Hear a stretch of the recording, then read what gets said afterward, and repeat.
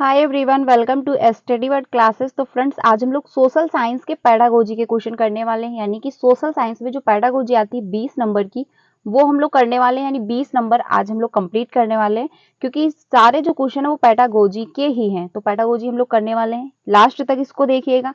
इसमें हम लोग पेडागोजी के सारे क्वेश्चन करेंगे, बहुत अच्छे से करेंगे, क्योंकि ये सारे क्वेश्चन जो है प्रीवियस के ही क्वेश्चन है। ठीक है, बट क्या है, सारे पैसे मतलब जो सारे क्वेश्चन है वो सारे पेडागोजी के ही हैं, कंटेंट के नहीं है, बल्कि क्या है, सारे पेडागोजी के ही हैं। तो आज की वीडियो सभी के लिए बहुत ज़्यादा इंपॉर्टेंट होने वाली है। चैनल पे पहली बार आए हो तो प्लीज़ वीडियो को लाइक करके चैनल को भी सब्सक्राइब कर लीजिएगा, सो दैट आपको सारी इन्फॉर्मेशन जो है टीचिंग से रिलेटेड वो टाइम से मिलती रहे, और आपको क्लासेस की नोटिफिकेशन जो है वो भी टाइम से मिलती रहे। तो ये क्लास आपको डेली 5 बजे मिलती है, तो आप इसको डेली ज्वाइन कर सकते हैं। इसमें हम लोग चैप्टर वाइज भी क्लासेस डिस्कस करते हैं, एंड साथ में कंटेंट की भी क्लासेस जो आपको मिलती हैं, और साथ ही साथ प्रीवियस के क्वेश्चन की प्रैक्टिस भी हम लोग करते हैं साथ में। आज जो है हम लोग पेडागोजी के क्वेश्चन करने वाले, जो कि 20 नंबर का आप में आता है।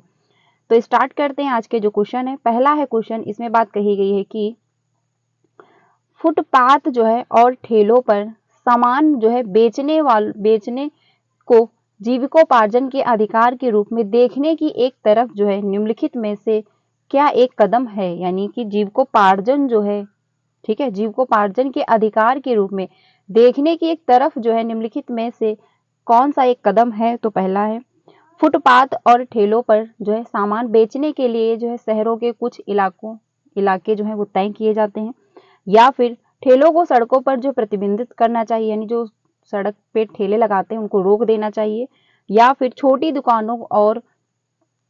दुकानों को ठेलों की जो है जगह स्थान जो है वो निर्धारित होना चाहिए, या फिर ठेलों और फुटपाथ पर जो है सामान बेचने पर स्थानीय सरकार द्वारा कर लगाना। तो क्वेश्चन नंबर जो आपका 14 है, इसमें आपका आंसर होगा फर्स्ट, यानी कि फुटपाथ जो है और ठेलों पर सामान बेचने के लिए शहरों के कुछ इलाके जो है तय किए जाने चाहिए। आंसर आपका फर्स्ट सही होगा, प्रतिबंधित आप रोक नहीं सकते। साथ ही साथ छोटी दुकानों के जो ठेले हैं, ठेलों की जो जगह स्थान होना चाहिए, तो यानी उनका एक फिक्स स्थान आप नहीं बना सकते, ये भी आपका नहीं होगा। फुटपाथ जो है स्थानीय सरकार द्वारा कर लेना चाहिए, तो कर आपको जो है नहीं लेना है। आंसर आपका फर्स्ट हो गया, यानी उनका निश्चित एक स्थान, एक शहर, एक इलाका आप बना देंगे, जिसमें क्या है वो लोग आराम से अपना जीविकोपार्जन कर सकते हैं। आंसर आपका जो है फर्स्ट सही हो जाएगा। अगले क्वेश्चन पे चलते हैं। अगला जो क्वेश्चन है, इसमें बात कही गई है, ये आदर्शन और रीजन का क्वेश्चन दिया गया है। निम्नलिखित में से ए और आर पर विचार कीजिए और तथा उपयुक्त विकल्प का चयन कीजिए। तो पहला है, सामाजिक विज्ञान की पाठ्य पुस्तकों में अनेक काल्पनिक एवं वास्तविक दोनों वृत्तांत होने चाहिए। यानी कि जो सोशल साइंस होती है उसमें क्या है कि काल्पनिक भी हो और साथ ही साथ वास्तविक यानी रियल लाइफ से भी बच्चे के कनेक्ट हो रही हो। बच्चा जो पढ़े सोशल साइंस के दौरान वो अपनी रियल लाइफ में भी प्रयोग कर पाए, और वो चीज़ों को समझ पाए, और उसमें कल्पनाएं जो करे वो भी उसके रियल लाइफ से ही कनेक्टेड हो। तो ये तो आपका सही है। अगला जो दिया गया इसका रीजन, वो ये कहा गया है रीजन में कि वृत्तांत जो है अधिगमकर्ताओं को विचारों व संस्थानों को समझने में सक्षम बनाते हैं तथा अंतर निरीक्षण को जो है प्रोत्साहित करते हैं। यानी जो वृत्तांत होते हैं वो बच्चों को जो विचार हैं और जो संस्थाने के जो मतलब संस्थानों को समझने में क्या है सक्षम बना रहे होते हैं। ठीक है, और साथ ही साथ अंतर निरीक्षण को प्रोत्साहित भी कर रहे होते हैं कि बच्चे क्या है निरीक्षण भी कर पाते हैं कि कितना सही है कितना गलत है, कैसे पुराने टाइम में होता था प्रोसेस, अब कैसे हो रहा है, कैसे इमारतें हैं जो उसमें परिवर्तन किया जा रहा है। तो यानी बच्चों में निरीक्षण का भी जो है निरीक्षण करने को भी प्रोत्साहन मिल रहा होता है।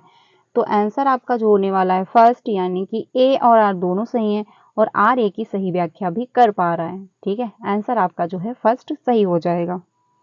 अगले क्वेश्चन पे चलते हैं। अगला है, इसमें बात कही गई है कि स्कूल स्तर पर सामाजिक विज्ञान के शिक्षण के आधारभूत जो उद्देश्यों को जो है विद्यार्थियों को, यानी कि जो स्कूली स्तर पर जो सामाजिक विज्ञान है के शिक्षण के आधारभूत उद्देश्यों को विद्यार्थियों को क्या करना चाहिए, जानकार और तार्किक बनाना, या फिर जो है पेशेवर बनाना चाहिए, यानी कि वो अपनी जीविका चला सके, या फिर राजनीतिक रूप से अति सक्रिय बनाना, या फिर सामाजिक रूप से जो है सक्रिय बनाना।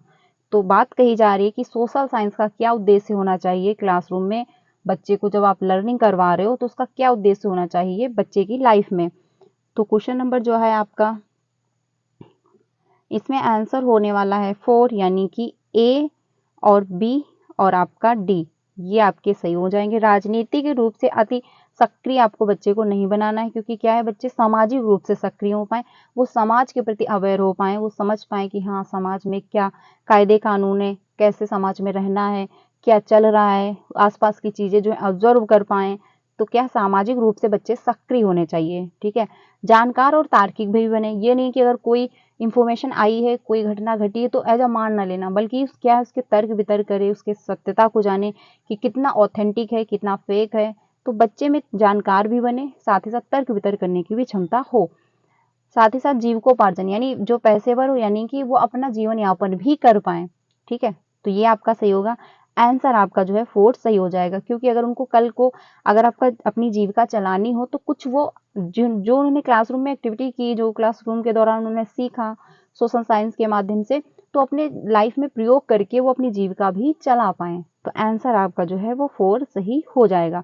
राजनीतिक रूप से बच्चे को सक्रिय नहीं करना है, ठीक है। आंसर क्या है 4 होगा। अगले क्वेश्चन पे चलते हैं। अगला है, इसमें बात जो कही गई है कि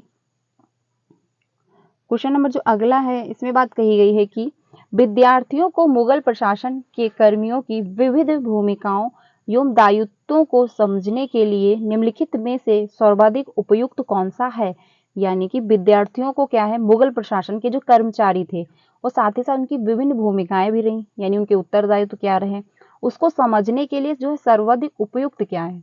तो जो मुगल शासक थे, उनके जो कर्मचारी लोग थे वो क्या काम करते थे, उनकी क्या भूमिकाएं थी, उनके दायित्व क्या थे कि लोगों के प्रति वो क्या करेंगे क्या नहीं करेंगे, तो उसके बारे में इसमें बात कही जा रही है कि सर्वाधिक उपयुक्त क्या है। तो पहला है आप सर्वेक्षण या फिर भूमिका निभाना या फिर समय सीमा या फिर खुले अंत वाले प्रश्न। तो ओपन एंडेड क्वेश्चन की यहाँ पे बात नहीं की जा रही, बात हो रही कि जो मुगल प्रशासन के कर्मचारी थे, ठीक है, उनकी क्या भूमिकाएं थी, उनका क्या दायित्व था। तो आंसर आपका सेकंड होगा, यानी भूमिका निभाना, ठीक है। जब आप उनके बारे में समझेंगे कि उनकी क्या क्या भूमिकाएं थी तो आपको पता चल जाएगा कि उनके क्या दायित्व भी रहे होंगे।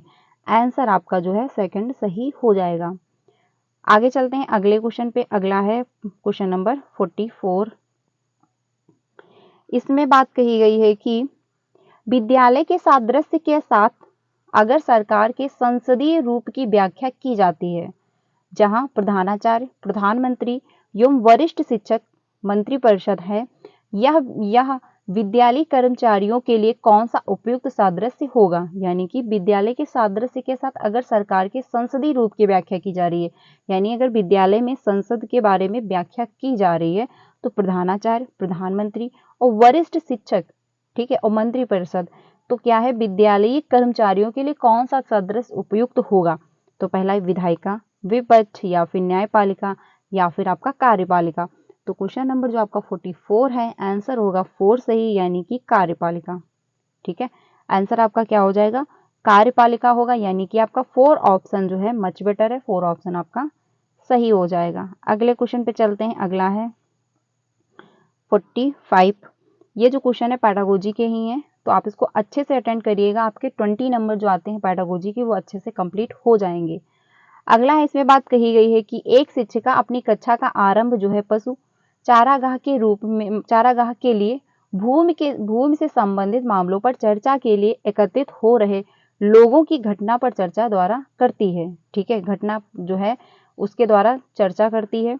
वह निम्नलिखित में से किस पर जो है संभावित रूप से चर्चा कर रही है। तो एक शिक्षिका जो है क्या कर रही है, कक्षा का आरंभ हुआ जैसे, उसने मवेशी जो चारागाह होते हैं उनसे, उनके लिए क्या है भूमि से संबंधित, क्योंकि उनके लिए जो भूमि होती है, भूमि से संबंधित मामलों पर वो चर्चा करना चाह रही है, ठीक है। मामलों पर चर्चा के लिए एकत्रित हो रहे लोग, जो लोग हैं इकट्ठा हुए हैं, उनके द्वारा जो घटना है उस पर वो चर्चा कर रही है।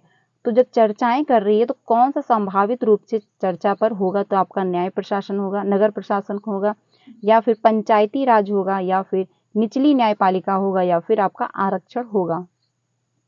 तो क्वेश्चन नंबर जो 45 है, इसमें 2 ऑप्शन होगा, यानी पंचायती राज, क्योंकि पंचायती राज के रूप में ही वो क्या है उस पर डिस्कशन कर पाएगी। बात करी जा रही है कि चारागाह, तो यहाँ पे नगर प्रशासन की कोई बात नहीं हो रही है, ना आपकी निचली जो है न्यायपालिका है, ना फिर आरक्षण की यहाँ पे बात है।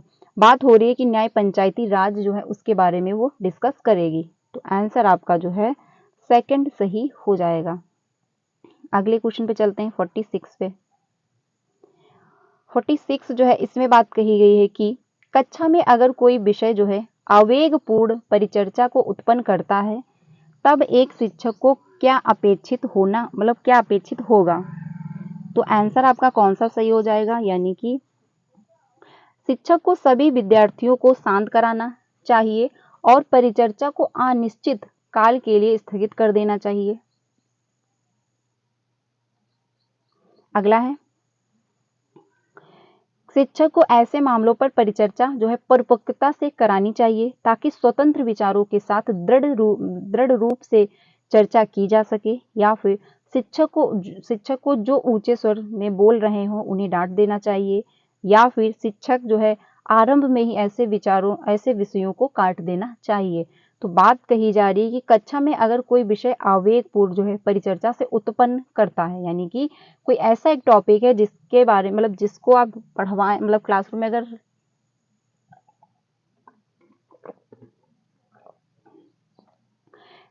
में आप अगर ऐड कर रहे हैं, मतलब क्लासरूम में अगर आप पढ़ा रहे हैं तो उसमें क्या है डिस्कशन है उस चैप्टर के बारे में। अगर आप थोड़ा बहुत क्लासरूम में डिस्कशन करेंगे तो बच्चे को अच्छे से समझ में आएगा। तो अब आप क्या करेंगे, उसको पहले ही आप हटा देंगे उस चैप्टर को, क्योंकि अगर उस चैप्टर आप इंक्लूड करते हैं क्लासरूम में बच्चों के सामने अगर डिस्कस करते हैं तो उसमें क्या डिस्कशन करना पड़ेगा उस चैप्टर के बारे में, तो आप पहले ही उसको हटा देंगे। ऐसा आपको नहीं करना है। बच्चे जो ऊंचे स्वर में बोल रहे हैं आप उनको डांट देंगे, ऐसा भी नहीं करना। हो सकता कोई बच्चे की आदत ही थोड़ा तेज बोलने की, तो आप उसको डांट नहीं सकते, ना ही तो आप उसको स्थगित कर सकते हैं अनिश्चित काल के लिए कि इसको हम बाद में डिस्कस करेंगे। आंसर आपका सेकंड होगा, यानी कि शिक्षक को ऐसे मामलों पर परिचर्चा जो है परिपक्वता से करनी चाहिए ताकि स्वतंत्र विचारों के साथ दृढ़ रूप से चर्चा की जा सके। आंसर आपका सेकंड होगा, क्योंकि क्या है जब आप चर्चाएं करेंगे तो आप चर्चाएं ऐसे करें कि बच्चे के जो विचार है वो स्वतंत्र रूप से उसमें जो है ऐड हो पाए। ये नहीं कि अगर आप विचार भी कर मतलब डिस्कशन भी कर रहे हो क्लासरूम में तो फिक्स है कि इतने ही टॉपिक पे डिस्कशन होगा, क्योंकि कभी कभी डिस्कशन बहुत ही लंबा हो जाता है, कभी कभी डिस्कशन कुछ और टॉपिक का हो रहा होता है, स्टार्ट कोई और मतलब ऐड कोई और टॉपिक हो जाता है, तो ये संभावित हो सकता है। आंसर आपका जो है सेकंड सही होगा। 47 पे चलते हैं। 47 जो है इसमें बात कही गई है कि एक सामाजिक विज्ञान शिक्षक की भूमिका और जिम्मेदारी के संदर्भ में निम्न कथनों पर विचार करें और सही विकल्प चुनें। यानी कि एक सोशल साइंस की शिक्षिका है तो उसकी क्या जिम्मेदारी होगी, उसकी क्या भूमिका होगी, इसके बारे में आपको विचार करके सही विकल्प को चुनना है। ठीक है, तो पहला है उसे विद्यार्थियों का जो है गतिविधियों और परियोजनाओं के साथ मनोरंजन कराना चाहिए, या फिर उसे एक ऐसा शिक्षक होना चाहिए जो समकालीन घटनाओं और मुद्दों के ज्ञान से खुद को जो है सूचित रखती हो, या फिर शिक्षार्थियों को उनके दैनिक जीवन और स्कूली जीवन में संबंध स्थापित करने में मदद करे, या फिर शिक्षार्थियों के लिए जो है नतीजा आधारित कक्षा वातावरण सुनिश्चित करे। तो क्वेश्चन नंबर जो आपका 47 है इसमें आपका आंसर होगा थर्ड, यानी कि बी और सी आपका सही है।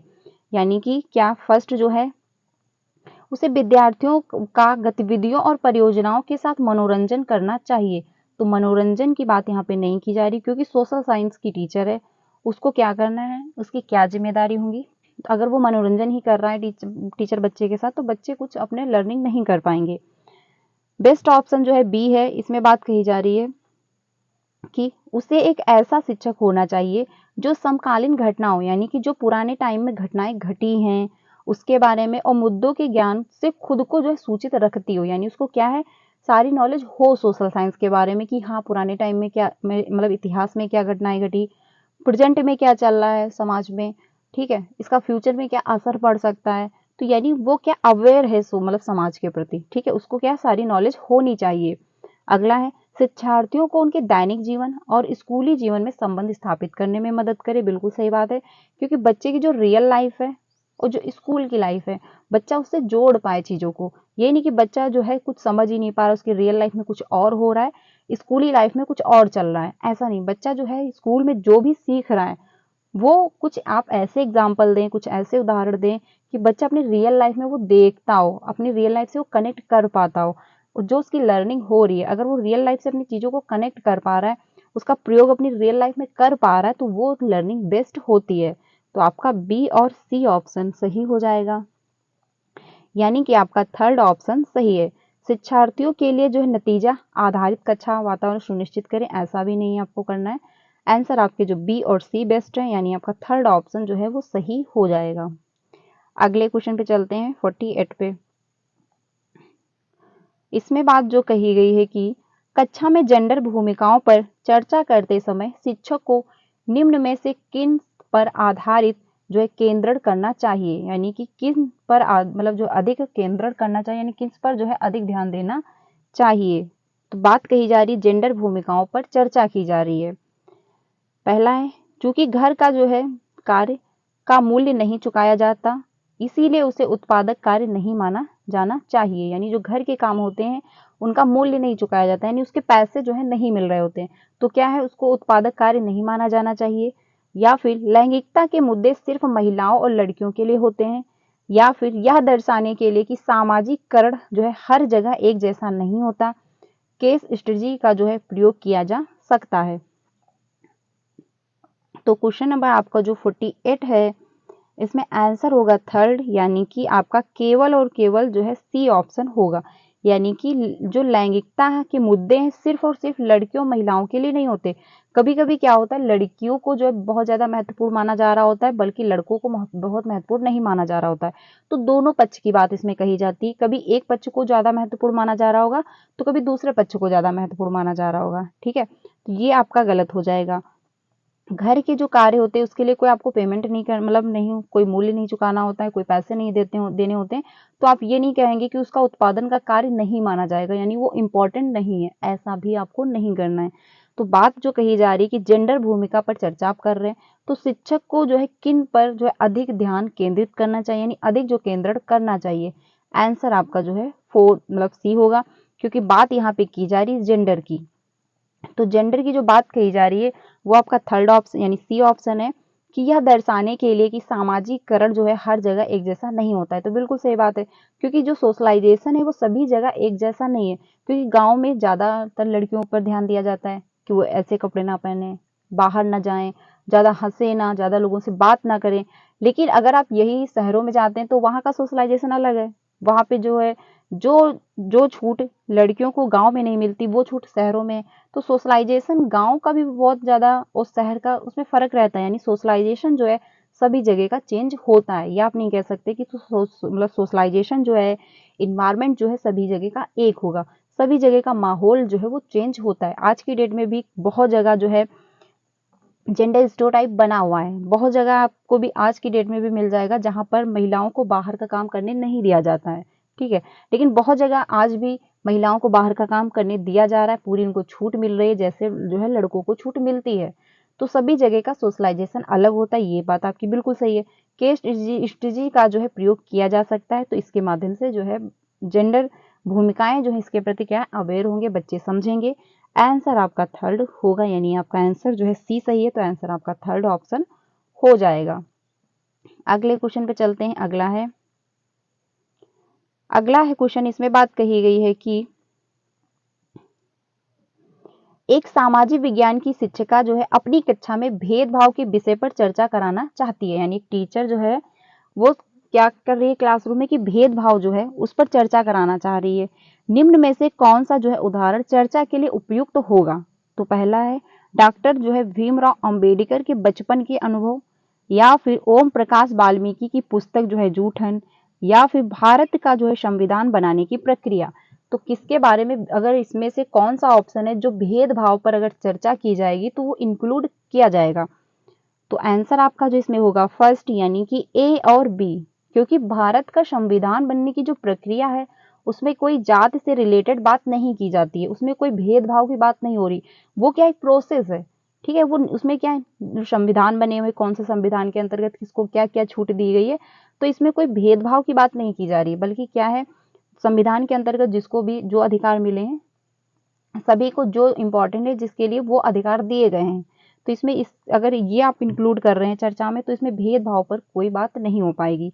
लेकिन वहीं पे जो पहला है डॉक्टर भीमराव अंबेडकर के बचपन का अनुभव जब आप इंक्लूड करेंगे क्लासरूम में तो उसमें क्या है, बच्चे समझेंगे कि हाँ पुराने टाइम में लोग कैसे भेदभाव करते थे। नीची कास्ट के जो लोग होते थे उनको बैठने भी नहीं दिया जाता था, अगर वो पानी छू लेते थे तो लोग पीते भी नहीं थे।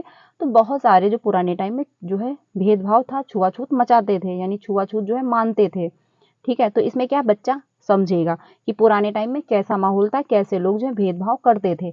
आज की डेट में कितना इंप्रूवमेंट हुआ, तो बच्चा अवेयर होगा, बच्चा ये भी समझेगा कि हाँ हमको ऐसा नहीं करना है क्योंकि सभी जो है समान है। ठीक है, ओम प्रकाश जो वाल्मीकि की पुस्तक है जूठन, ये भी अगर आप इंक्लूड करते हैं तो इसमें भी भेदभाव के बारे में बताया गया है। तो बच्चा अवेयर होगा कि हाँ हमको किसी के साथ ऐसा व्यवहार नहीं करना है। तो अगर आप ए और बी को इंक्लूड कर रहे हैं तो क्या है, भेदभाव के विषय में आप क्लासरूम में चर्चाएं करेंगे। फिर आप इसका एग्जाम्पल दे सकते हैं कि डॉक्टर भीमराव अम्बेडकर के साथ बचपन में ये ऐसे ऐसे हुआ। ठीक है, हमको ऐसा नहीं करना है, ये सारी बातें जो है वो गलत हैं। तो बच्चा चीजों को समझेगा।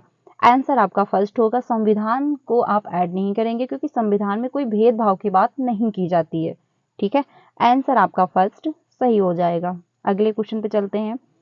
अगला है, इसमें जो बात कही गई है कि इसमें जो बात कही गई है, भेदभाव के संप्रत्यय का परिचय देने के पश्चात एक माध्यमिक स्तर की सामाजिक विज्ञान की कक्षा में शिक्षिका विद्यार्थियों को निम्न सामाजिक स्तर के लोगों द्वारा अनुभव किए जाने वाले भेदभावों की समीक्षात्मक जांच में जो है संलिप्त कराना चाहती है। यानी कि एक टीचर जो है वो क्या कर रही है, भेदभाव के संप्रत्यय का परिचय देना चाह रही है बच्चों को। ठीक है, और साथ ही साथ माध्यमिक स्तर सामाजिक विज्ञान की कक्षा में शिक्षिका जो है क्या कर रही है, निम्न सामाजिक स्तर के लोगों द्वारा जो अनुभव दिए गए हैं भेदभाव के बारे में उनकी समीक्षा की वो जांच करना चाह रही है।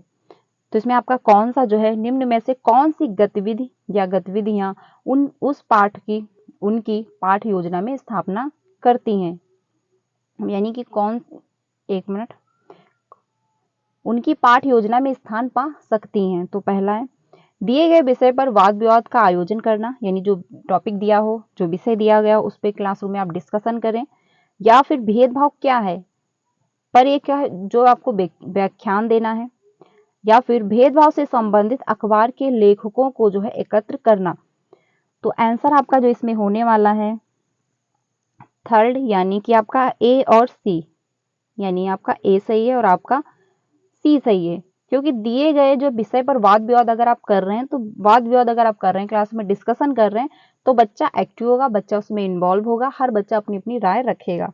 ठीक है, तो भेदभाव से जुड़ी हर बच्चा बताएगा कि हाँ मेरे वहाँ ऐसे ऐसे लोग मतलब बिहेव करते हैं, या फिर ऐसा नहीं करना चाहिए, गलत है। तो बच्चा जो है चीजों को सीखेगा।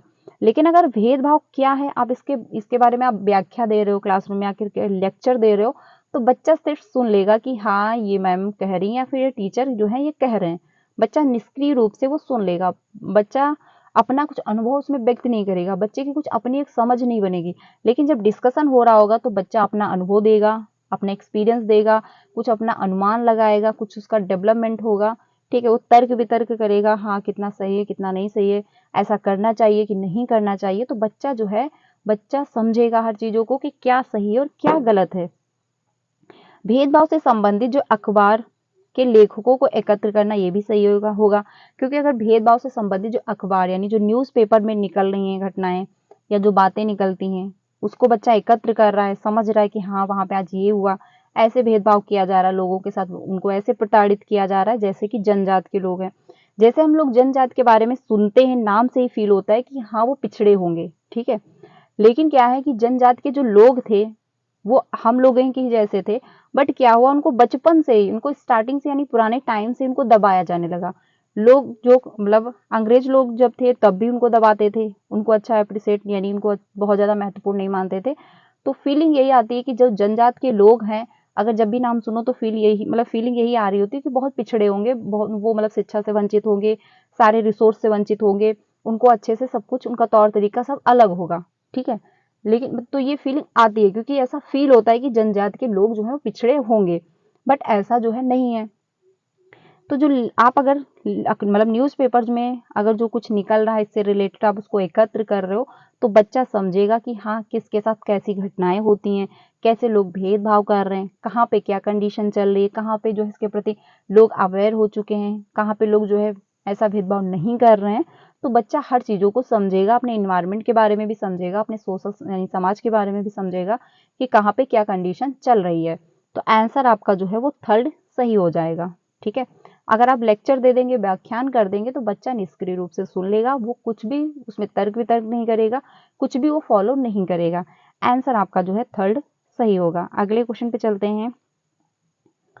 अगला है, इसमें बात कही गई है कि सामाजिक विज्ञान के शिक्षक की भूमिका पर निम्नलिखित कथनों ए तथा आर को पढ़िए और उपयुक्त विकल्प का चयन कीजिए। ठीक है, तो पहला है, किसी आर्थिक और सामाजिक मुद्दे पर एक सामाजिक विज्ञान के शिक्षक को बहुल जो है दृष्टिकोणों की जो है समझ होनी चाहिए। तो अगर एक सोशल साइंस का टीचर है तो उसको सामाजिक और आर्थिक मुद्दों पर एक सामाजिक विज्ञान के शिक्षक को जो है अच्छी खासी नॉलेज होनी चाहिए। तो बिल्कुल सही बात है, अगर सोशल साइंस का टीचर है तो उसको क्या है, समाज के बारे में, समाज के क्या कायदे कानून है, समाज में क्या चल रहा है, समाज के क्या मुद्दे हैं, तो उसके बारे में उसको नॉलेज होना चाहिए। आपका आदर्शन जो है वो सही है। अब इसका जो तर्क दिया गया यानी जो रीजन दिया गया है, गरीबी जो है, गरीबी तक जो है जातिगत भेदभाव जैसे मुद्दे की कई तरीके से व्याख्या करने की जरूरत पड़ सकती है। तो ये भी बात सही है, क्योंकि जो गरीबी है, जो मतलब जो वंचित पृष्ठभूमि के लोग हैं, उनको क्या ज़्यादा रिसोर्स मिल पाते हैं, कैसे उनको वंचित रखा जाता है, कैसे सारी सुविधाएं जो है उनके पास नहीं पहुंच पाती हैं। ठीक है, और भेदभाव यानी जो जातिगत भेदभाव किए जाते हैं लोगों के साथ कि हाँ ये नीची जात के लोग हैं, पुराने टाइम में तो बहुत ज़्यादा था, बट आज की डेट में भी कहीं कहीं आपको देखने को मिल सकता है।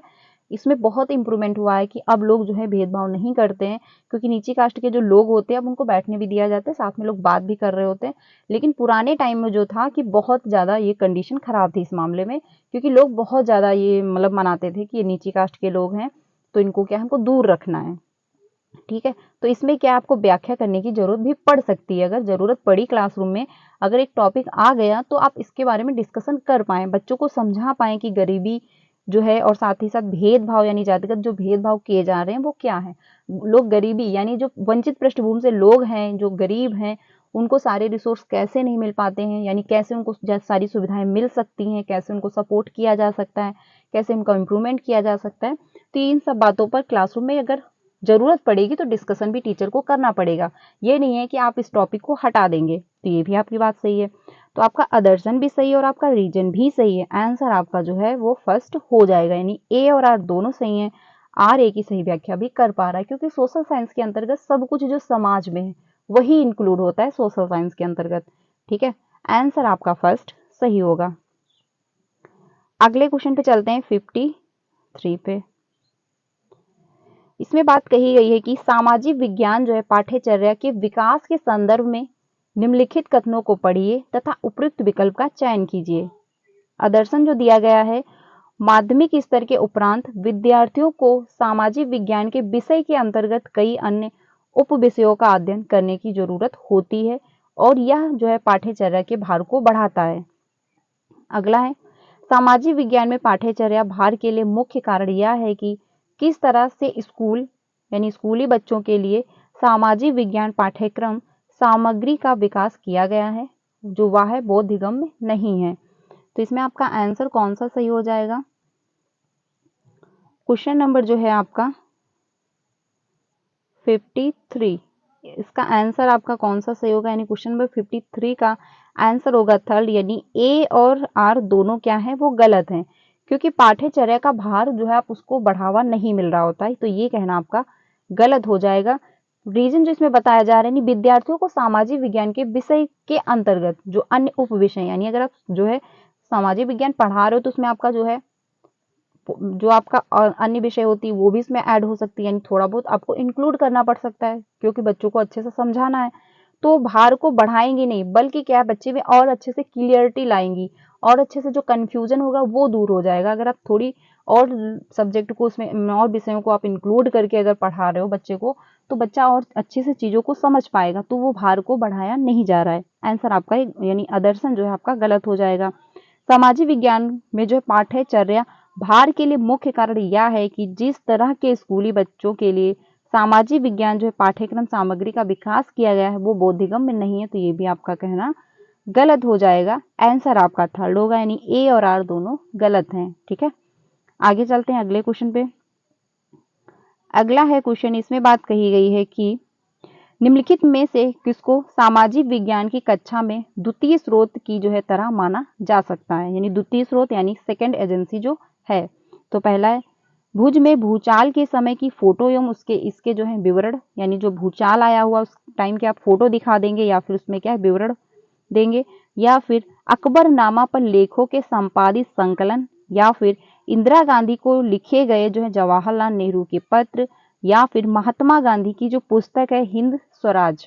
तो इसमें द्वितीय स्रोत पूछा गया है, यानी सेकंड एजेंसी जो है पूछा गया है। तो क्वेश्चन नंबर आपका 54 जो है इसमें आंसर होगा सेकंड, यानी अकबरनामा पर लेखों के संपादित संकलन।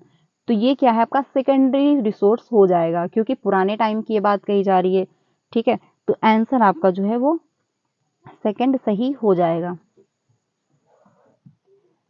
अगले क्वेश्चन पे चलते हैं। अगला है फर्स्ट एजेंसी जो होती है जिसमें आपका प्रभाव आप पर सीधे डायरेक्ट पड़ रहा हो, जो जिन चीजों से आप सबसे पहले कनेक्ट हो रहे हो। ठीक है, तो इसमें आपका आंसर जो है वो थर्ड मतलब सेकंड सही हो जाएगा। अगले क्वेश्चन पे चलते हैं 55 पे। 55 जो है इसमें बात कही गई निम्नलिखित को जो है सुमेलित कीजिए और उपयुक्त विकल्प का चुनाव कीजिए। तो पहला विश्लेषणात्मक जो है रूब्रिक, या फिर जांच सूची, या फिर समग्र परख जो है रूब्रिक। तो क्वेश्चन नंबर जो आपका 55 है इसमें आपका जो मैच करना है, यानी कि इसमें आपका थर्ड ऑप्शन है। तो फर्स्ट का जो है विश्लेषणात्मक रूब्रिक जो है ये फर्स्ट होगा, यानी प्रदर्शन वर्णक और अधिगम निष्कर्ष के लिए। ठीक है, जांच सूची जो है इसमें आपका थर्ड होगा, यानी दोहरे मानक किंतु विस्तृत प्रदर्शन वर्णक के लिए। अगला जो है समग्र परख रूब्रिक सी का आपका सेकंड हो जाएगा, यानी एकांकी मानक किंतु विस्तृत प्रदर्शन वर्णक के लिए। तो आंसर आपका जो है वो थर्ड ऑप्शन होगा। ठीक है, ध्यान रखिएगा, हो सकता आपसे पूछ लिया जाए। अगले क्वेश्चन पे चलते हैं 56 पे। 56 जो है इसमें बात कही गई है कि निम्नलिखित में से कौन से प्रश्न जो है संज्ञानात्मक प्रक्रिया के अनुपयोग पहलू का आकलन करते हैं, यानी कि संज्ञानात्मक प्रक्रिया यानी कि बच्चे का कॉग्निटिव डेवलपमेंट। तो पहला है सन 1857 के विद्रोह के कारण जो है क्या कारण थे। अगला है आर्थिक गतिविधियों और गैर आर्थिक गतिविधियों के बीच एक अंतर लिखिए उपयुक्त उदाहरण सहित, यानी एग्जाम्पल सहित। प्रत्यक्ष जो है कर क्या है, उदाहरण दीजिए। दक्षिणी एशिया में कई देश में शासन के संघीय तंत्र नहीं है, व्याख्या कीजिए। तो बात कही जा रही कि संज्ञानात्मक प्रक्रिया के अनुपयोग पहलू का आकलन कर पाए, यानी बच्चे का कॉग्निटिव डेवलपमेंट कितना हो पाया है ये जो है आप आकलन कर पाए। तो कौन से क्वेश्चन के माध्यम से जो है आप आकलन कर पाएंगे। तो क्वेश्चन नंबर आपका 2 यानी कि बी आपका सही है, सी आपका सही है और आपका डी ऑप्शन सही है।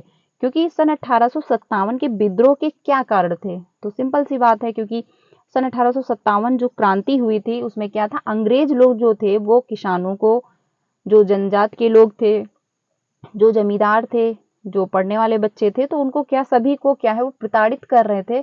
हर तरीके से उनको जो है दबाया जा रहा था, हर तरीके से उनको जो है परेशान किया जा रहा था। तो इसी वजह से सन 1857 की क्रांति जो ये हुई थी। जो सैनिक लोग थे उनको भी वो परेशान करते थे।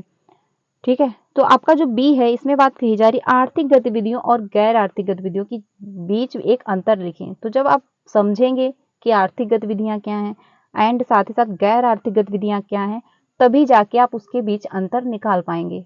क्योंकि आपको दोनों पक्ष समझने होंगे, तब आप समझोगे, तर्क वितर्क करोगे, तब आप निकाल पाओगे डिसीजन कि हाँ इसमें अंतर क्या है, कि दोनों में कॉमन क्या है और दोनों में डिफरेंस क्या है। ठीक है, और फिर आपको उदाहरण भी देने, तो इसमें क्या आपको तर्क वितर्क करना पड़ेगा, यानी आपको अपना दिमाग जो है वो लगाना पड़ेगा। प्रत्यक्ष कर क्या है, उदाहरण दीजिए। तो सबसे पहले आप समझेंगे कि प्रत्यक्ष कर होता क्या है, इसका क्या प्रभाव पड़ता है, कैसे किया जाता है। तो ये इसमें भी आपको दिमाग लगाना पड़ेगा। एशियाई मतलब दक्षिणी एशिया में कई देश में जो है शासन के संघीय तंत्र नहीं है, व्याख्या कीजिए। तो इसके बारे में भी आपको समझना पड़ेगा कि आखिर संघीय तंत्र क्यों नहीं है, क्या रीजन रहा, फिर आपको एक्सप्लेन करना पड़ेगा। तो जब तक चीज को आप कोई भी चीजों को अच्छे से नहीं समझोगे तब तक आप एक्सप्लेन नहीं कर पाओगे। तो आंसर आपका जो है वो सेकंड सही हो जाएगा। बाकी आपका फर्स्ट ऑप्शन जो है वो नहीं होगा, क्योंकि क्या कारण थे, तो सिंपल सी बात है, अंग्रेज लोग जो है लोगों को प्रताड़ित करते थे, लोगों को परेशान करते थे, किसानों को परेशान करते थे, इस वजह से क्या 1857 की क्रांति हुई थी। तो इसमें क्या है, बच्चा अपना कोई कॉग्निटिव डेवलपमेंट नहीं कर पा रहा, कोई तर्क वितर्क नहीं कर रहा, क्योंकि इसका जो है फिक्स आंसर है कि ये इस वजह से जो है 1857 की क्रांति हुई थी। आंसर आपका सेकंड सही हो जाएगा। अगले क्वेश्चन पे चलते हैं। अगला है, इसमें बात कही गई है कि निम्नलिखित में से कौन से प्रश्न शिक्षार्थियों के केवल तथ्यात्मक जो है ज्ञान का आकलन करते हैं। यानी बच्चे के सिर्फ और सिर्फ तथ्यात्मक ज्ञान, तथ्यात्मक ज्ञान का मतलब होता है कि फिक्स, जिसका फिक्स आंसर हो, बच्चे को तर्क वितर्क ना करना पड़े, बच्चे का जो है कॉग्निटिव डेवलपमेंट ज्यादा नहीं होगा इसके अंतर्गत, बच्चे को जो संज्ञानात्मक डेवलपमेंट अच्छा नहीं होता बच्चे ठीक है। तो इसमें आपका पहला है, जलवायु और मौसम की जो है परिभाषा दीजिए। भारत में मुख्य मौसम कौन से हैं। अगला है, आज के समय में और महाजनपदों के समय में गांवों की जो है व्यवस्था करने में जो 3 अंतर दीजिए। या फिर वनस्पति जगत और प्राणी जगत की उपस्थित खाद्य के निर्माण पर किस प्रकार प्रभाव डालती है। या फिर लोगों को संसाधन के रूप में जो है व्यक्त करने से आप क्या समझते हैं। तो आंसर आपका यानी तथ्यात्मक ज्ञान के बारे में बात कही जा रही है, तो आपका फर्स्ट यानी कि आपका ए ऑप्शन होगा, क्योंकि जलवायु और मौसम की परिभाषा दीजिए। तो इसका फिक्स आंसर है, जो जलवायु की डिफिनेशन होगी आप वो बता दोगे, मौसम की जो डिफिनेशन होगी आप वो बता दोगे, इसमें कि आपको कुछ अपना दिमाग लगाने की जरूरत नहीं पड़ रही है। और भारत में मुख्य मौसम कौन से हैं तो वो भी आप बता दोगे, भारत में कैसी जलवायु है, कैसे मौसम पाए जाते हैं। ठीक है, ये तो नहीं इसमें आप कुछ अपना एक्स्ट्रा ऐड कर पाओगे, कुछ अपना तर्क वितर्क करके इसमें कुछ अपना अनुभव दे पाओगे, ऐसा तो पॉसिबल नहीं है, क्योंकि इसका फिक्स आंसर है कि जो भी डिफिनेशन होगी आप वो बताओगे, इसमें कुछ अपना ऐड नहीं करोगे। जो मुख्य मौसम है, जो जलवायु है, कैसी जलवायु है, जो मुख्य मौसम है, कौन कौन से मौसम पाए जाते हैं भारत में, तो वो आप फिक्स है कि हाँ ये मौसम होते हैं भारत में, तो आप इसका क्या फिक्स आंसर दोगे। तो आंसर आपका जो है फर्स्ट होगा, यानी इसमें तथ्यात्मक ज्ञान का आकलन हो रहा है बच्चे का। लेकिन इसमें जो आपका बी है, आज के समय में और महाजनपदों के समय में गांवों की व्यवस्था के 3 अंतर, तो इसमें क्या आपको समझना पड़ेगा कि आज की कंडीशन क्या है और महाजनपदों के टाइम में गांवों की व्यवस्था कैसी थी, फिर आपको अंतर ढूंढने पड़ेंगे कि क्या कॉमन है क्या डिफरेंस है, तो आप अंतर निकाल पाओगे, यानी आपको तर्क वितर्क करना पड़ जाएगा। वनस्पति जगत और प्राणी जगत की उपस्थित खाद्य निर्माण पर किस प्रकार जो प्रभाव डाल रही है, तो क्या उसका इफेक्ट है, क्या नहीं इफेक्ट पड़ रहा है, तो उस पर भी आपको समझना पड़ेगा। तो यानी कि बी, सी और डी आपके ऑप्शन जो है कॉग्निटिव डेवलपमेंट को महत्वपूर्ण, मतलब कॉग्निटिव डेवलपमेंट इसमें बच्चे का हो रहा है, यानी बच्चे में तर्क वितर्क की क्षमता बढ़ रही है। लेकिन जो ए है इसमें क्या है, बच्चे में तथ्यात्मक ज्ञान का आकलन हो जाएगा। आंसर आपका फर्स्ट जो है वो सही होगा। अगले क्वेश्चन पे चलते हैं। अगला है, इसमें बात कही गई है कि वे बीमारियां जो एक व्यक्ति से दूसरे व्यक्ति को जल, भोजन, वायु इत्यादि से फैलती हैं, उसको क्या कहेंगे। यानी एक बीमारी जो है जल, भोजन, वायु से दूसरे व्यक्ति में फैल रही है, ऐसे करके तीसरे व्यक्ति में फैल रही है, तो उस बीमारी को आप क्या कहेंगे। उपार्जित बीमारियां कहते हैं या फिर जन्मजात बीमारियां। तो जन्मजात बीमारी यानी जन्म से जो है आपको आपकी हेरिडिटी से जो मिली बीमारी, वो कहते हैं जन्मजात। आनुवांशिक बीमारियां यानी जो आपको आपकी हेरिडिटी से प्राप्त हुई हो। जन्मजात बीमारी जो आपको बचपन से ही हो गई हो। संचारणीय बीमारी आपका आंसर होगा, क्योंकि क्या है, एक संचरणीय यानी कि ये ट्रांसफर हो रही है, ये फैल रही है, तो ये आपका 4 ऑप्शन सही हो जाएगा, क्योंकि ये क्या हो रहा है, एक व्यक्ति से दूसरे व्यक्ति में जा रही है, यानी ये फैल रही है, संचरणीय हो रही है बीमारी, तो आंसर आपका 4 सही होगा। अगले क्वेश्चन पे चलते हैं। अगला है, इसमें बात कही गई, निम्नलिखित में से कौन सा सतत और व्यापक मूल्यांकन की विशेषता नहीं है। यानी सतत और व्यापक मूल्यांकन क्या होता है, जो कंटिन्यू चले, यानी कि जब आवश्यकता पड़े तो टीचर के द्वारा इसका जो असेसमेंट बच्चे का किया जा सके, क्लासरूम में जो एक्टिविटी हो रही है उसका जो है असेसमेंट किया जा सके। तो सतत और व्यापक मूल्यांकन जब हो रहा होता है तो बच्चे का चहुमुखी विकास होता है इसके अंतर्गत, यानी बच्चे के हर पक्ष को जो है देखा जा रहा होता है, और बच्चे का जो असेसमेंट होता ही है, साथ ही साथ टीचर का भी असेसमेंट हो रहा होता है, क्योंकि इसके माध्यम से ये पता चलता है कि बच्चे की लर्निंग कितनी हो पाई है और टीचर कितना बच्चे को जो है ऐड कर पा रहा है, बच्चे को कितना जो इंक्लूड कर पा रहा है, टीचर जो है अपने मेथड का कैसे प्रयोग कर रहा है, बच्चे कैसे चीजों को कनेक्ट कर पा रहे हैं। तो बच्चे का एंड टीचर का दोनों का जो है असेसमेंट हो रहा होता है। तो बात कही जा रही है कि विशेषता नहीं है। तो सतत और व्यापक मूल्यांकन जो होता है बच्चे का चहुमुखी विकास यानी बच्चे के हर पक्ष का जो है इसमें आकलन किया जाता है। तो बात कही जा रही नहीं है यानी आपको क्या है निगेटिव आंसर जो है वो देना है। तो पहला है यह विद्यार्थी के शैक्षिक विषय के साथ साथ सह शैक्षिक पहलुओं पर भी जो है आकलन करता है, या फिर यह विद्यार्थी के अंक आधारित कार्य जो है कार्य मूल्यांकन पर केंद्रित है, या फिर यह मूल्यांकन को शिक्षण अधिगम प्रक्रिया का जो अभिन्न अंग बनाता है, या फिर यह विद्यार्थी के व्यक्तित्व के सर्वांगीण विकास पर केंद्रित है। तो क्वेश्चन नंबर जो है आपका 61 आंसर होगा 2 यानी कि यह विद्यार्थी के अंक आधारित कार्य जो है मूल्यांकन पर आधारित है। तो ये क्या है जो सतत और व्यापक मूल्यांकन होता है ये इसलिए नहीं होता है कि बच्चे को अच्छे अंक प्राप्त हो जाएं, बच्चा अच्छा रैंक लेके आ जाए, बच्चे अच्छे ग्रेड से पास हो जाएं, ऐसा नहीं होता है। इसमें क्या हो रहा होता है बच्चे के हर पक्ष की बात कही जा रही होती है, बच्चे का हर पक्ष जो है वो डेवलप करे, हर पक्ष जो है विकसित हो पाए। तो ये बात कही जा रही होती है बच्चे का जो चौमुखी विकास हो। लेकिन बात जो है इसमें निगेटिव की जा रही कि आपको कौन सी विशेषता नहीं है, यानी कि आपका 2 ऑप्शन होगा, क्योंकि सतत और व्यापक मूल्यांकन के दौरान हम अंक निर्धारित नहीं करते हैं। हम बच्चों को ग्रेड के लिए जो है नहीं पढ़ा रहे होते हैं, बच्चे का ग्रेड के लिए अच्छे नंबर लाने के लिए जो आकलन नहीं कर रहे होते हैं, बल्कि बच्चे का चौमुखी विकास हो पाए, बच्चे का कॉग्निटिव डेवलपमेंट हो, बच्चे इमोशनली बहुत अच्छे से अवेयर हो पाए, सोशली अच्छे से इन्वॉल्व हो पाए, बच्चे जो है हर चीजों को अच्छे से कनेक्ट कर पाए, एक्टिविटी कर पाए, सभी चीजों में इन्वॉल्व हो पाए। तो यानी ये सारे पक्ष का जो है आकलन हो रहा होता है कि लर्निंग कैसे हो रही, बच्चे को कहाँ पे दिक्कत आ रही, बच्चे का कैसे इंप्रूवमेंट किया जाएगा, बच्चे को कैसे हेल्प दी जाएगी, और टीचर जो है वो कैसी एक्टिविटी प्लान कर रहा है। तो ये सारी बातों का जो है आकलन होता है, बट जो है अंक के लिए आकलन नहीं किया जा रहा होता है। तो आंसर आपका जो है सेकंड होगा, क्योंकि निगेटिव का हमको निगेटिव आंसर देना था।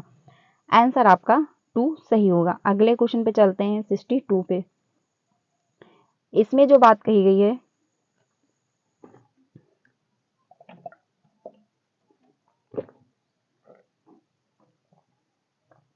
यानी कि इसमें जो बात कही गई आपका आदर्शन और रीजन का क्वेश्चन है, ठीक है। अभिकथन ए तथा आर पर विचार करिए और सही विकल्प का चयन कीजिए। पहला है विद्या जो है विशेष जो सामाजिक विज्ञान को बनाती है, और विद्या विशेष जो सामाजिक विज्ञान को बनाती है वह है इतिहास, भूगोल, राजनीति, विज्ञान तथा अर्थशास्त्र। अब जो इसका रीजन दिया गया इन विद्या विशेष में अंतर संबंध है, तो इसमें आपका आंसर जो होगा 4 यानी कि ए और आर दोनों सही हैं और आर ए की सही व्याख्या नहीं कर पा रहा है। क्वेश्चन नंबर 1 सेकेंड, क्वेश्चन जो नंबर आपका 62 है इसका आंसर 4 ही होगा। जी हाँ, क्योंकि ए और आर दोनों सही हैं, बट क्या है एक दूसरे की व्याख्या नहीं कर पा रहे हैं, क्योंकि बात यहाँ पे की जा रही है कि विद्या विशेष जो सामाजिक विज्ञान को बनाती है वे है इतिहास, भूगोल, राजनीति शास्त्र यानी राजनीति विज्ञान और आपका अर्थशास्त्र। ये विद्या विशेष जो है में अंतर संबंध है, तो इनमें क्या अंतर संबंध जो है नहीं मतलब होता है, लेकिन बात यहाँ पे कुछ और कही जा रही है, यहाँ पे बात कुछ और हो रही है, ठीक है। तो इसका आंसर जो आपका हो जाएगा वो आपका 4 ही ऑफिशियल आंसर की में दिया है, बट मेरे हिसाब से जो है वो थर्ड होना चाहिए, क्योंकि क्या है बात जो यहाँ पे विद्या विशेष की भी हो रही है यहाँ पर भी हो रही है, लेकिन क्या है ऑफिशियल आंसर की में आपका 4 ही आंसर गिवन किया गया है, तो हमको क्या है 4 ही आंसर चूज करना है, क्योंकि अगर ये क्वेश्चन रिपीट हुआ और सीटेड ने पहले से ऑफिशियल आंसर की में दे रखा है कि सी मतलब 4 ऑप्शन, तो अगर ये क्वेश्चन रिपीट हुआ तो इसका आंसर जो होगा 4 ही माना जाएगा, तो आपका एक नंबर जा सकता है। इसलिए हमको अपना दिमाग ऐड नहीं करना है प्रीवियस के क्वेश्चन को सॉल्व करने में, जो ऑफिशियल आंसर की में आंसर गिवन है, क्योंकि आंसर जो ऑफिशियल आंसर की में होते हैं वो ऑथेंटिक होते हैं, उसमें कोई जो है हेर फेर नहीं हो सकता, तो इस वजह से हमको वही फॉलो करना है। आंसर आपका इसमें 4 ही दिया गया है, तो आपका 4 ही ऑप्शन होगा। अगर ऐसा क्वेश्चन आता है तो आप लोग 4 ही चूज करिएगा, क्योंकि 4 ही आंसर पे एक नंबर मिला है, ठीक है, आंसर आपका 4 सही होगा। कभी कभी देखिए पैडागोजी में यही होता है, कभी कभी आपको लगेगा कि इसका ये ऑप्शन सही है, इसका ये ऑप्शन सही है, इसका ये ऑप्शन सही है, बट हमको फिर ये देखना होता है कि इसमें से सबसे बेस्ट कौन सा है। फिर हमको देखना होता है कि सब ऐसा कौन सा ऑप्शन है जो सभी ऑप्शन को अपने आप में इंक्लूड कर पा रहा हो। और अदर्शन और रीजन में बहुत ज्यादा कंफ्यूजन होती है, क्योंकि आपको देखना होता है कि अदर्शन सही है, फिर आपको देखना होता है रीजन सही है, क्या ये दोनों एक दूसरे के लिए सही है, क्या एक दूसरे की व्याख्या कर पा रहे हैं कि नहीं कर पा रहे हैं। तो क्या है, यहाँ पे कंफ्यूजन क्रिएट होती है, आपको लगेगा कि हाँ ये दोनों सही है, लेकिन क्या है एक दूसरे के लिए सही नहीं होते, कभी कभी दोनों ही ऑप्शन नहीं सही होते, कभी कभी वो दोनों सही भी होते, एक दूसरे के लिए भी सही होते हैं। तो इस वजह से इसमें कंफ्यूजन होती है। आपको ये सब प्रैक्टिस से आएगा, प्रैक्टिस आप करते रहिए, डेली प्रयोज का क्वेश्चन करिए, चाहे आप खुद से करिए या फिर 3 बजे की जो क्लास आपको मिलती है और 5 बजे की जो क्लास मिलती है इस टाइम, आप दोनों ज्वाइन करिए। आपका पेपर 1 एंड पेपर 2 दोनों क्वालिफाई हो जाएगा, क्योंकि जो भी क्वेश्चन मैं डिस्कस कर रही हूँ सारे प्रयोज के ही क्वेश्चन है, क्योंकि कंटेंट जो है कंप्लीट हो चुका है। अब हम लोगों को प्रैक्टिस करनी है, तो प्रैक्टिस हमको सिर्फ और सिर्फ प्रयोज के क्वेश्चन से ही करनी है, कोई एक्स्ट्रा क्वेश्चन ऐड नहीं करने, क्योंकि सीटेट ने अपनी वेबसाइट पे इतने सारे क्वेश्चन दे रखे हैं कि अगर आप उतनी ही प्रैक्टिस नहीं कर पाएंगे, अगर आप करने बैठ जाएं, ठीक है, हजारों में क्वेश्चन है, तो अगर आप इतने क्वेश्चन अगर प्रैक्टिस कर लेते तो इनफ है, बहुत ज्यादा हो जाएगा। तो इस वजह से आपको सिर्फ और सिर्फ क्या करना है, प्रैक्टिस करनी है प्रयोज के क्वेश्चन से। अब ज्यादा टाइम भी नहीं बचा है, तो डेली आपको जो है प्रयोज के क्वेश्चन की प्रैक्टिस करनी है। आंसर आपका 4 होगा। अगले क्वेश्चन पे चलते हैं। अगला है, आत्मन की अवधारणा पढ़ाने का सबसे अच्छा तरीका कौन सा है? प्रदर्शन है, सर्वेक्षण है, केस स्टडी है या फिर विचार मंथन है। तो बात कही जा रही आत्मन की अवधारणा, तो क्वेश्चन इसमें आपका जो होगा फर्स्ट यानी कि प्रदर्शन, यानी प्रदर्शन का जो है बेस्ट तरीका होगा आत्मन को पढ़ाने का।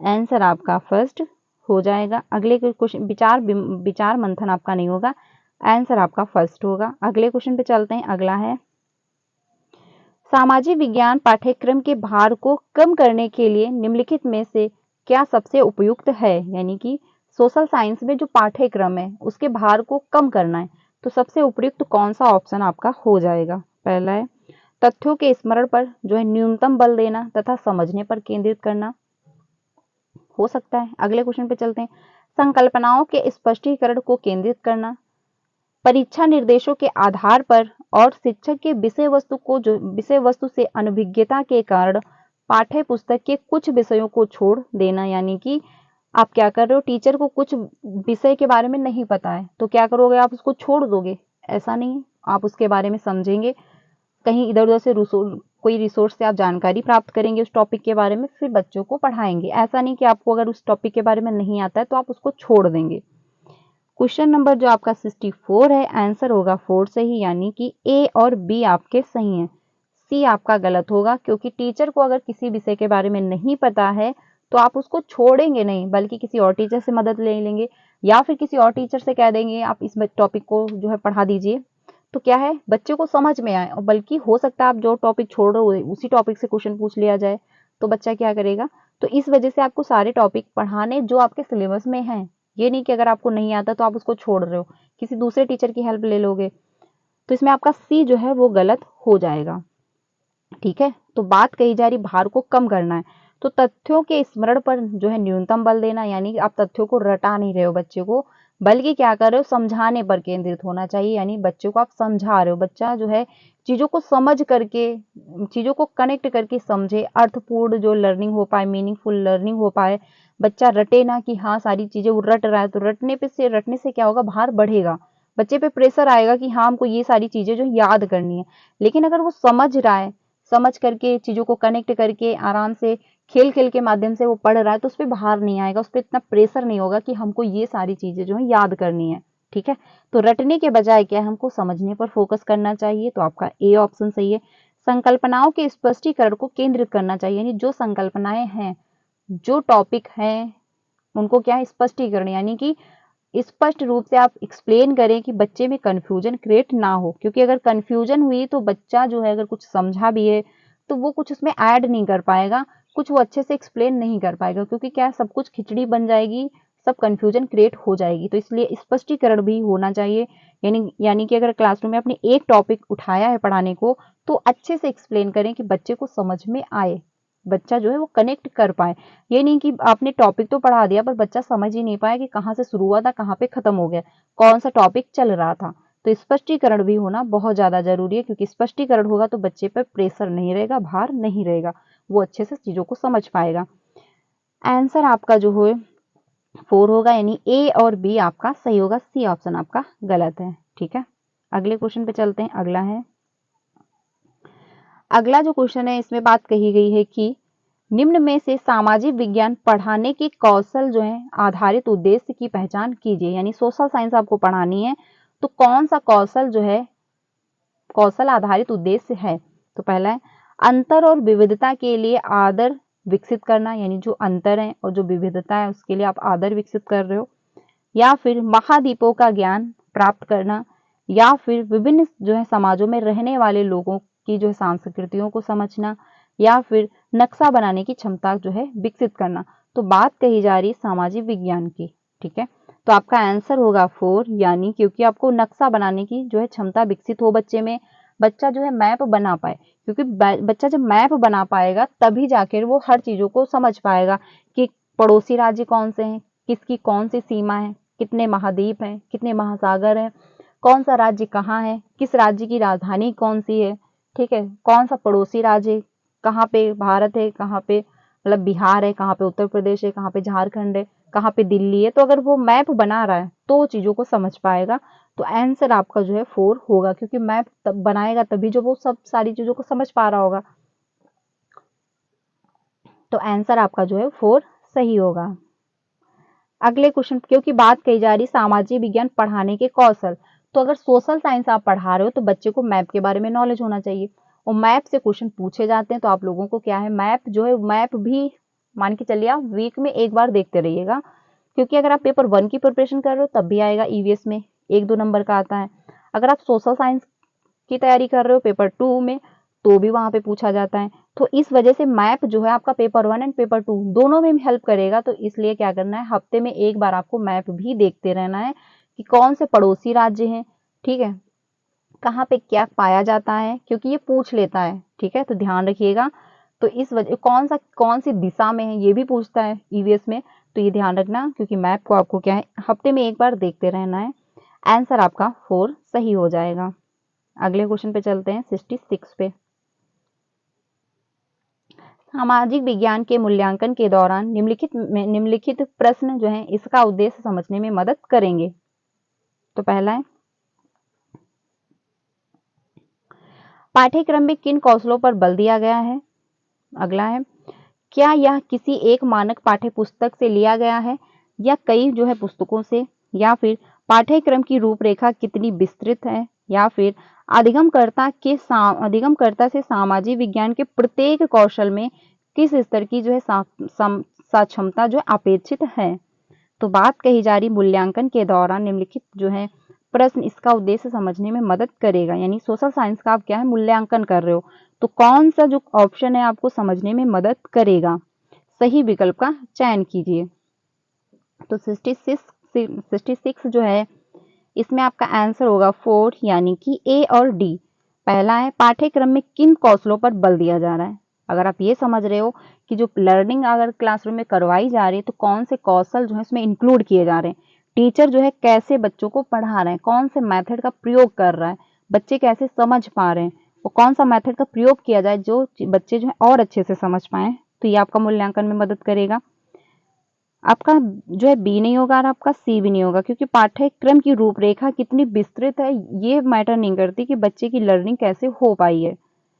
अधिगमकर्ता से सामाजिक विज्ञान के प्रत्येक कौशल में किस स्तर की जो है साक्षमता साक्षमता अपेक्षित है, तो ये भी आपका होगा। आंसर आपका जो है 4 सही हो जाएगा, क्योंकि कौन से कौशल विकसित हो रहे हैं बच्चे में, कौन से कौशलों पर ध्यान दिया जा रहा है, तो ये अगर आप आकलन में आपको मदद मिलेगी कि बच्चे की कितनी लर्निंग जो है वो हो पाई है।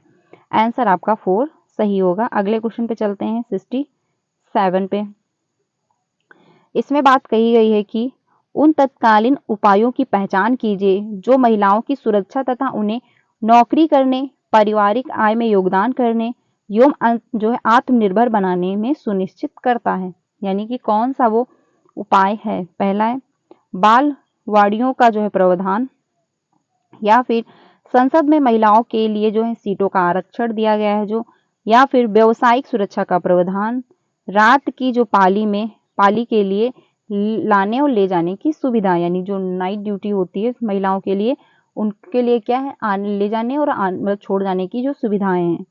तो आंसर आपका कौन सा होने वाला, यानी आत्मनिर्भर बनाने में सुनिश्चित करता है। तो क्वेश्चन नंबर जो है आपका 67, इसमें आपका आंसर होगा 4, यानी कि ए, सी और डी। ए सही है, सी सही है और आपका डी सही है। संसद में महिलाओं के लिए सीटों का आरक्षण ये आपका नहीं होगा, बाकी आपके ऑप्शन जो हैं वो सही हैं, क्योंकि बालवाड़ियों का जो प्रावधान भी होना चाहिए, रात की जो पाली के लिए महिलाओं को लाने और ले जाने की सुविधाएं भी होनी चाहिए, इससे क्या है वो अपना काम अच्छे से कर पाएंगी। व्यवसायिक सुरक्षा का प्रावधान भी होना चाहिए। आंसर आपका 4 सही हो जाएगा। अगले क्वेश्चन पे चलते हैं। अगला है, इसमें बात कही गई है कि निम्नलिखित में से किस विषय के शिक्षण के लिए जो ट्री चार्ट जो है अति उपयुक्त है, यानी जो ट्री चार्ट होती है वो अति उपयुक्त है। पहला है आधुनिक इतिहास पढ़ाने के लिए है, या फिर आयु, जेंडर, नस्ल इत्यादि जैसी जनसांख्यिकी चरों के विवरण के लिए है, या फिर शासन के शासनकाल का जो है सार देने के लिए, या फिर एक विशेष काल में ऐतिहासिक घटनाओं जैसे मुद्दों जो है, जैसे युद्धों, क्रांतियां अथवा सामाजिक आंदोलनों के जो है पदानुक्रम को सचित्र दिखाने के लिए। तो इसमें आपका कौन सा ऑप्शन होगा? आंसर इसमें आपका 4 होगा, यानी कि ट्री चार्ट का जो आप प्रयोग करते हो तो एक विशेष काल में जो ऐतिहासिक घटनाएं हुई हैं, जैसे मान के चले पुराने टाइम में जो इतिहास में कौन सी घटनाएं हुई, कौन से काल में क्या क्या घटनाएं घटी, तो युद्धों, क्रांतियों तथा सामाजिक आंदोलन कौन कौन से चले और स्टेप वाइज सबसे पहले कौन सा आंदोलन रहा, उसके बाद कौन सा आंदोलन चला, तो ये पदानुक्रमित को जो है सूचित कर मतलब संचित दिखाने के लिए जो है प्रयोग किया जाता है ट्री चार्ट। आंसर आपका जो है 4 सही होगा, क्योंकि इसके माध्यम से आप क्रम वाइज भी बता सकते हो कि कौन सा आंदोलन जो है पहले चला, उसके बाद कौन सा चला, क्या आंदोलन रहा, उसके अंतर्गत क्या क्या रहा, तो आप जो है क्रम वाइज भी जो है सूचित कर सकते हो, यानी संचित करके बच्चों को बता सकते हो। आंसर आपका 4 सही होगा। इतिहास, आधुनिक इतिहास पढ़ाने के लिए ये आपका नहीं होगा, ये भी नहीं होगा। आंसर आपका जो है 4 सही हो जाएगा। अगले क्वेश्चन पे चलते हैं। अगला है, ये लास्ट क्वेश्चन है। इसमें बात कही गई है निम्नलिखित में से कौन सी कक्षा गतिविधि विद्यार्थियों में समाज में मीडिया की जो भूमिका को अवलोचनात्मक दृष्टि से देखने में मदद करेगी, यानी कि जो गतिविधि है विद्यार्थियों में समाज में मीडिया की, उसमें अवलोचनात्मक दृष्टि से देखने में मदद करेगी। तो पहला है, क्या सरकार किसी खबर को जो है टीवी पर चलाने से रोक सकती है? वह ऐसा क्यों करेगी? विषय पर जो है छात्रों द्वारा कक्षा में परिचर्चा करवाना, तो बच्चे में क्या है, क्रिटिकल थिंकिंग जो है वो डेवलप हो पाएगी। अगला है, किसी एक मुद्दे पर छात्रों को अलग अलग अखबारों के कतरनों को इकट्ठा कराना और उनके विवरण की जो है तुलना करने को कहना। अगला है, छात्रों से व्हाट्सएप से अन्य सोशल मीडिया पर आई खबरों को एकत्र करवाना तथा उसके शैक्षिक संसाधन के रूप में इस्तेमाल करना। तो आंसर आपका जो है इसमें सही होगा 3rd, यानी कि आपका ए और बी, क्योंकि पहला जो है वो सही है। इसमें क्या है, बच्चे में क्रिटिकल थिंकिंग डेवलप होगी, क्योंकि बात कही जा रही है कि जो खबरें हैं, यानी कि सरकार किसी खबर को टीवी पर चलाने से रोक सकती है, तो बच्चा ये समझेगा कि सरकार के क्या अधिकार है पहले, तो क्या सरकार जो है वो न्यूज को टीवी पर लाने से रोक सकती है, और फिर ऐसा वो क्यों करेगी। तो इसमें क्या, क्लासरूम में जब चर्चाएं होंगी तो हर बच्चा जो है अपनी अपनी राय देगा। कुछ बच्चा कहेगा कि हाँ सरकार रोक सकती है, कुछ बच्चा कहेगा नहीं रोक सकती, उसको ये अधिकार नहीं है। कुछ बच्चा अपनी राय देगा, कुछ अपना अनुभव देगा, तो हर बच्चे क्या है, तर्क वितर्क करेंगे, तो यानी बच्चे में क्या है, क्रिटिकल थिंकिंग डेवलप होगी। बी जो है, किसी एक मुद्दे पर छात्रों को अलग अलग अखबारों से कतरनों को इकट्ठा कराना, तो एक अगर आपने टॉपिक दे दिया और बच्चे ने क्या किया, न्यूज़पेपर से जो है कटिंग लेकर के क्लासरूम में आए, अब आप उससे कह रहे हो बच्चों से कि आप इसमें तुलना करो, तो बच्चे तुलना तभी कर पाएंगे जब वो समझेंगे हर बात को कि इस न्यूज में क्या बात कही गई, दूसरी न्यूज में क्या बात कही गई, जो वो लेके कटिंग आया है, तभी तो क्या है, बच्चे आपस में समझेंगे भी और उसमें तर्क वितर्क करेंगे, तभी जाके वो तुलना कर पाएंगे। क्योंकि तुलना आप तभी कर पाएंगे, डिफरेंस आप तभी कर पाएंगे जब आप दोनों पक्ष को समझेंगे, तब जाके आप अंतर को निकाल पाएंगे। तो इसमें भी बच्चे का जो है क्रिटिकल थिंकिंग डेवलप हो रही है। बट जो सी है इसमें बात कही जा रही है कि अगर व्हाट्सएप पे आपको अन्य सोशल मीडिया पर आई खबरें को आप एकत्रित कर रहे हो, फिर उसका शैक्षिक संसाधन के रूप में इस्तेमाल कर रहे हो, तो इसमें आप कोई क्रिटिकल थिंकिंग डेवलप नहीं कर रहे हो। तो आपका सी ऑप्शन नहीं होगा, आंसर आपका जो है थर्ड सही हो जाएगा, क्योंकि ए और बी में क्या है, बच्चे में क्रिटिकल थिंकिंग डेवलप हो रही है। तो आपका आंसर जो है वो सी यानी थर्ड ऑप्शन आपका सही होगा। तो फ्रेंड्स आज के लिए इतना ही। ये पेडागोजी के जो क्वेश्चन थे मैंने आप लोगों के साथ डिस्कस किए। आई होप आपको हेल्प मिलेगी, क्योंकि पेडागोजी के जो क्वेश्चन आते हैं वो 20 ही आते हैं, लेकिन मैंने 20 से ज्यादा क्वेश्चन डिस्कस किए हैं। यानी कि मैंने जो 27 या 28 के अराउंड जो है क्वेश्चन डिस्कस किए हैं। आई होप आपको हेल्प मिली होगी। ये पेडागोजी के क्वेश्चन जो है प्रीवियस के ही क्वेश्चन है, ठीक है, तो काफी इंपॉर्टेंट ही होते हैं। तो पेडागोजी आपको अच्छे से समझ में आई होगी। आई होप आपको हेल्प मिली होगी। तो 20 क्वेश्चन से ज्यादा थे, क्योंकि पेडागोजी जो 20 नंबर यानी 20 नंबर की ही पूछता है। तो कमेंट में अपना स्कोर बताइएगा कि कितना आपका स्कोर हो पाया है, क्योंकि पेडागोजी इंपॉर्टेंट है। ये 20 नंबर की आती है और आपको क्या है इसमें समझ करके आपको करना है। और पेडागोजी को फ्री में आप कैसे कवर कर सकते हैं, क्योंकि आपके एग्जाम में क्या है 75 नंबर की आती है पेडागोजी, जो कि काफी इंपॉर्टेंट होती है। तो आप इसको फ्री में कहाँ से जो है कंप्लीट कर सकते हैं, फ्री में कहाँ से आप समझ सकते हैं, कहाँ से कंप्लीट कर पाएंगे, इसकी मैंने वीडियो बनाई है, आप लोग जा करके देख सकते हैं। आपको बहुत अच्छे से समझ में आएगा कैसे मैंने कहाँ से कंप्लीट किया था आपका अपना पेडागोजी। जब मैं सीटेट की प्रिपरेशन कर रही थी उसमें मैंने डिस्कस किया है, तो आपको मदद मिलेगी। उसको जाकर के आप ज्वाइन जरूर करिएगा, क्योंकि अब आपके पास ज्यादा टाइम बचा नहीं है। तो अब आपको ज्यादा दिमाग नहीं लगाना है, बल्कि क्या करना है, कम टाइम में ज्यादा जो है एक्वायर करना है, ज्यादा कुछ सीखना है। तो आज के लिए इतना ही। कमेंट में अपना स्कोर एंड चैनल पे पहली बार आए हो तो प्लीज वीडियो को लाइक करके चैनल को भी सब्सक्राइब कर लीजिएगा, सो दैट आपको सारी इंफॉर्मेशन जो टाइम से मिलती रहे। सीटेट की क्लासेस भी आपको मिलती हैं। अगर आप पेपर 1 की प्रिपरेशन कर रहे हो तो 3 बजे और 5 बजे। अगर आप पेपर 1 की प्रिपरेशन कर रहे हो तो आप 3 बजे की क्लास ज्वाइन करिए। अगर आप पेपर 2 की प्रिपरेशन कर रहे हो तो अगर आप पेपर 2 की प्रिपरेशन कर रहे हो तो क्लास जो 3 बजे एंड 5 बजे दोनों आप क्लास ज्वाइन करिएगा, क्योंकि 3 बजे की क्लास में हम लोग सीडीपी है, ईवीएस है, हिंदी पेडागोजी है, मैथ पेडागोजी ये डिस्कस करते हैं। 5 बजे की क्लास में हम लोग सोशल साइंस डिस्कस करते हैं। तो आप 5 बजे और 3 बजे दोनों क्लास अगर ज्वाइन कर रहे हैं तो आपका पेपर 1 हो या फिर पेपर 2 दोनों अच्छे से क्वालिफाई हो जाएंगे। मैंने फर्स्ट अटेम्प्ट में जैसे क्वालिफाई किया था मैं वैसे ही आप लोगों के साथ डिस्कस करती हूँ। जहां से मैंने जो पढ़ा था मैं वैसे ही आप लोगों के साथ एक्सप्लेन करती हूँ। तो कोशिश यही रहेगी मेरी, आप मतलब उम्मीद मेरी यही रहेगी कि आप लोगों का भी फर्स्ट अटेम्प्ट में सीटेट क्वालिफाई हो जाए, क्योंकि इस बार जो है सीटेट क्वालिफाई होना बहुत जरूरी है। आपको अच्छी खासी सभी जगह वैकेंसी देखने को मिलने वाली है। तो आज के लिए इतना ही। क्लास अच्छी लगी तो लाइक करिएगा एंड अपने सारे फ्रेंड को शेयर करिएगा जो भी सीटेट की प्रिपरेशन कर रहे हैं। चैनल पर पहली बार आए हो तो सब्सक्राइब कर लीजिएगा, क्योंकि आपको सारी इन्फॉर्मेशन जो टाइम से मिलती रहे। मिलते हैं नेक्स्ट वीडियो में। Thank you.